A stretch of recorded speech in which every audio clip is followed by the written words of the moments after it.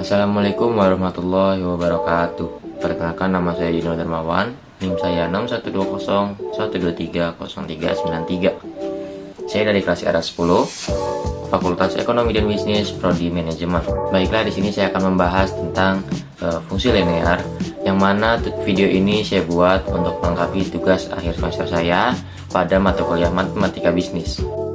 Baiklah, langsung saja kita masuk ke pembahasannya ya. Fungsi linear adalah suatu fungsi yang sangat sering digunakan oleh para ahli ekonomi dan bisnis dalam menganalisa dan memecahkan masalah-masalah ekonomi.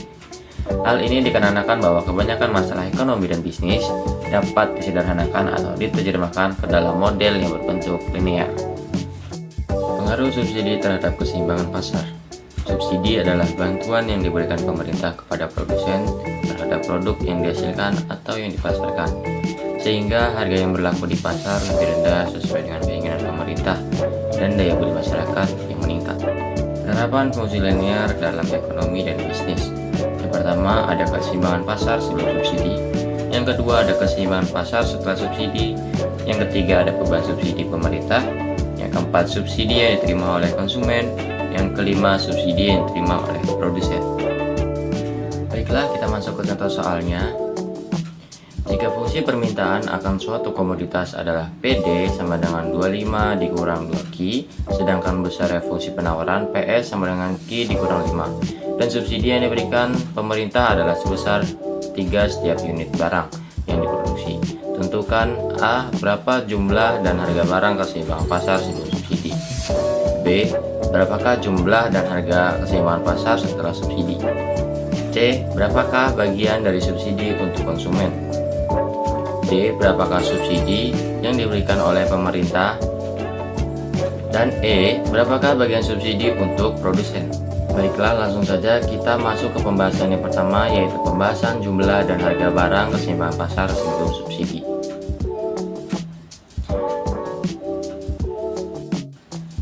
Caranya yaitu PD sama dengan PS.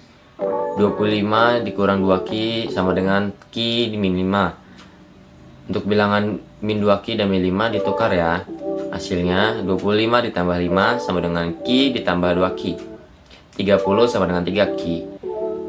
Q sama dengan 30 per 3. Q sama dengan 10. Maka P adalah PD sama dengan 25 min 2Q. Sama dengan 25 min 2, Q nya diganti angka 10 ya, dikalikan. Hasilnya 25 dikurang 20 sama dengan 5.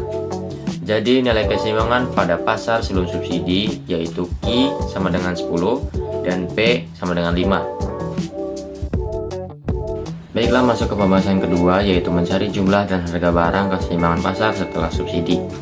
Caranya yaitu PD sama dengan PS min S. 25 min 2Q sama dengan Q dikurang 5 dikurang 3. Hasilnya 25 min 2Q sama dengan Q min 8, karena min 5 dan min 3 ditambah ya. 25 ditambah 8 sama dengan Q tambah 2Q. 33 sama dengan 3Q. Q sama dengan 33 dibagi 3. Q sama dengan 11. Maka P adalah PD sama dengan 25 dikurang 2Q sama dengan 25 dikurang 2, Q nya diganti yang 11 ya, dikalikan, sama dengan 25 min 22, hasilnya 3. Jadi nilai keseimbangan pasar setelah subsidi adalah Q sama dengan 11 dan P sama dengan 3. Baiklah, pembahasan yang ketiga yaitu mencari bagian dari subsidi untuk konsumen. Caranya yaitu P sebelum subsidi dikurang P setelah subsidi, yaitu 5 dikurang 3 sama dengan 2 per unit. Sama dengan 2 per unit dikurang Q setelah subsidi, sama dengan 2 dikali 11, hasilnya 22.